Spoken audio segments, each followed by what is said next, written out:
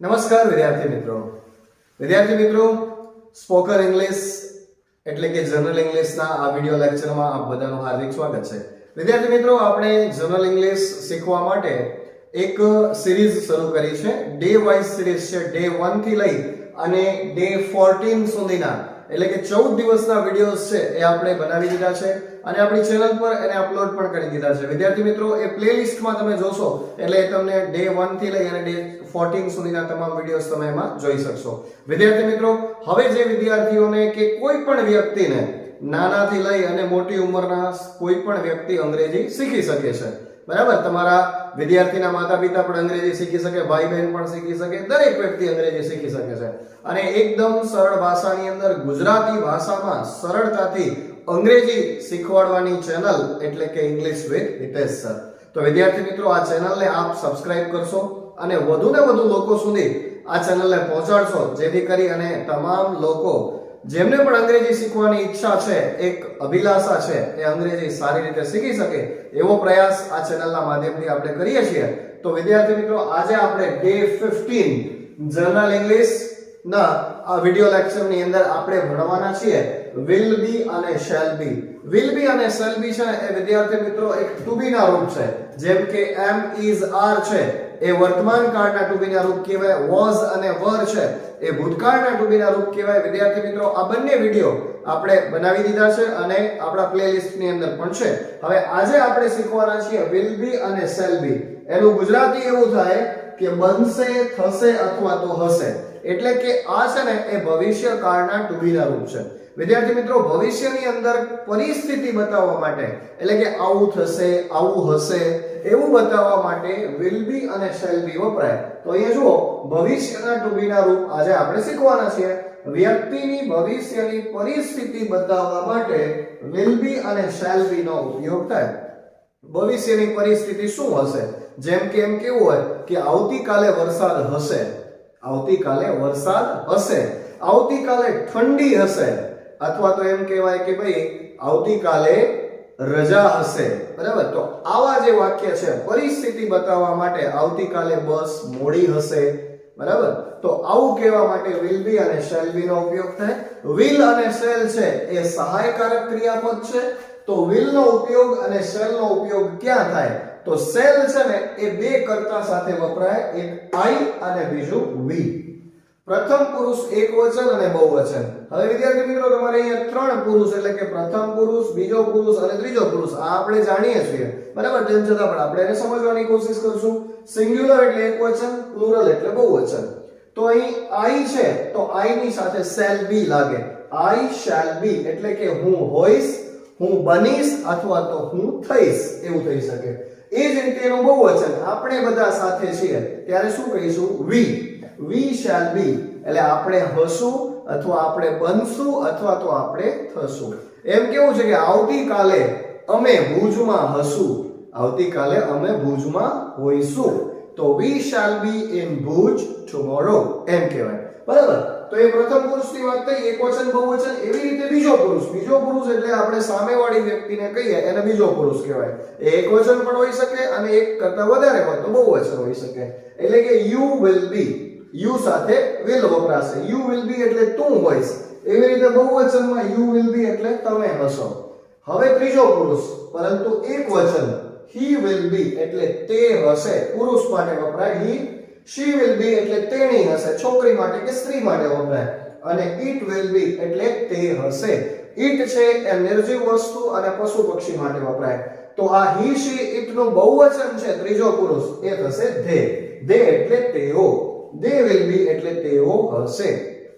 તો આ રીતે વિદ્યાર્થી મિત્રો, I we you they, he she અને it એ સર્વનામ છે। કોની સાથે will વપરાશે અને કોની સાથે shall વપરાશે એ આપણે જોયું કે I અને we સાથે shall be આવશે, I અને we સાથે તમે will be પણ ઉપયોગમાં લઈ શકો છો, બરાબર? એટલે બધા માટે will નો ઉપયોગ થઈ શકે છે, પરંતુ નિયમ પ્રમાણે I અને we સાથે shall નો ઉપયોગ થાય।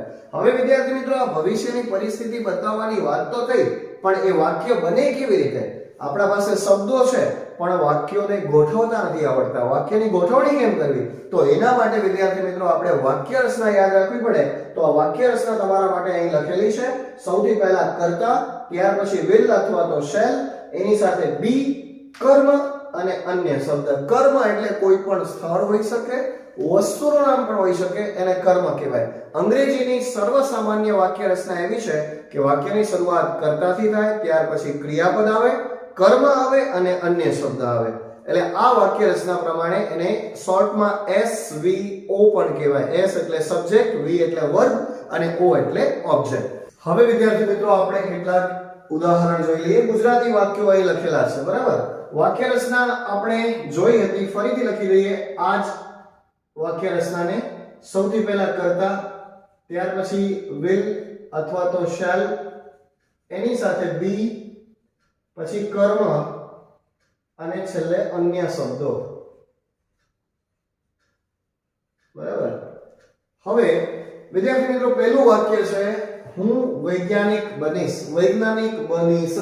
આપણે યાદ રાખવાનું છે બનીશ, હશે, થશે, જશે અને બનીશ. બરાબર? એટલે કે ભવિષ્યની સ્થિતિ શું હશે એની જ વાત કરવાની છે. અહીંયા કોઈ બીજા ક્રિયાપદનો ઉપયોગ થયો નથી. જેમ કે આવતીકાલે હું ભુજ જઈશ, કે આવતીકાલે હું વાંચીશ, આવતીકાલે હું રમીશ, આવું નથી. માત્ર ખાલી સ્થિતિ બતાવેલી છે, કોઈ ભવિષ્યની ક્રિયા નથી બતાવવાની. હું વૈજ્ઞાનિક બનીશ. કર્તા એટલે હું, એનું થશે અંગ્રેજી I. ત્યાર પછી will અથવા તો shall, તો I ની સાથે shall લાગે અને તમે will પણ લગાવી શકો. બરાબર? બંને લાગે. ત્યાર પછી be મૂકવાનું છે એટલે be મૂકી દીધું. I shall be અથવા તો I will be. કર્મ એટલે શું? શું બનીશ? તો કે વૈજ્ઞાનિક, તો એને કહેવાય સાયન્ટિસ્ટ. I shall be અથવા તો I will be scientist. I shall be અથવા તો I will be scientist. હું વૈજ્ઞાનિક બનીશ. ત્યાર પછી પેપર સરળ હશે. હવે વિદ્યાર્થી મિત્રો અહીંયા કોઈ કર્તાનો ઉપયોગ થયો નથી, પરંતુ પેપર છે એ કર્તા તરીકે વપરાયું છે એટલે તમારે ડાયરેક્ટ પેપર જ લખી દેવાનું. પેપર, પેપર સાથે will વપરાશે કેમ કે I અને V સાથે જ shall આવે, બાકી બધા સાથે will. એટલે paper will.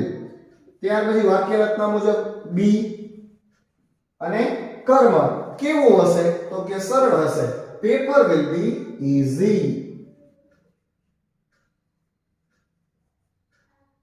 Paper will be easy. ત્યાર પછી પેટ્રોલ મોંઘું થશે. ભાઈ પરિસ્થિતિ છે ભવિષ્યની, ભવિષ્યમાં પેટ્રોલ મોંઘું થશે.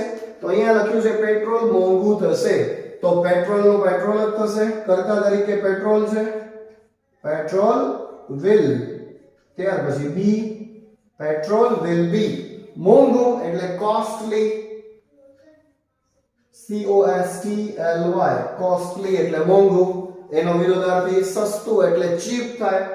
ત્યાર પછી ચા ઠંડી થઈ જશે, તો ચા એટલે ટી, એની સાથે will be, tea will be.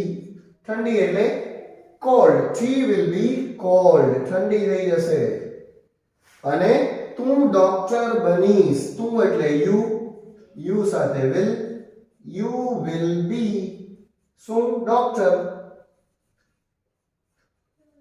You will be doctor એટલે તું ડોક્ટર બનીશ. તો વિદ્યાર્થી મિત્રો આ રીતે જો સમજવામાં આવે તો અંગ્રેજી છે એ બોલવું, લખવું, વાંચવું બધી જ રીતે સહેલું છે. આરામથી આપણે અંગ્રેજી બોલી શકીએ. વિદ્યાર્થી મિત્રો યાદ રાખવાની જરૂર છે માત્ર વાક્ય રચના.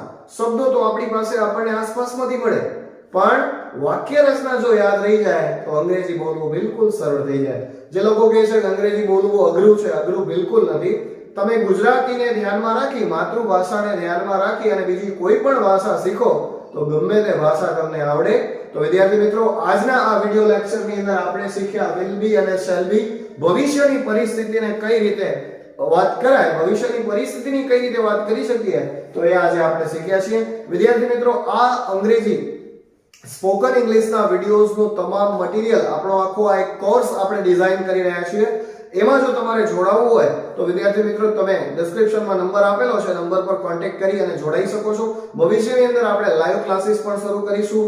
તેમજ મટીરિયલ કોર્સ પરચેસ કરવો હોય એ પણ તમે કરી શકશો. અને વિદ્યાર્થી મિત્રો ખાસ તમને વિનંતી છે કે ચેનલને સબસ્ક્રાઇબ કરો અને તમારા તમામ વિદ્યાર્થી મિત્રો, સગા સંબંધીઓ, સ્નેહીજનોને તમારા જેટલા પણ WhatsApp ગ્રુપ હોય, ટેલિગ્રામ ગ્રુપ હોય એ બધાની અંદર મોકલી દો અને વધુને વધુ લોકો અંગ્રેજી શીખી શકે એવી અપેક્ષા સાથે ધન્યવાદ.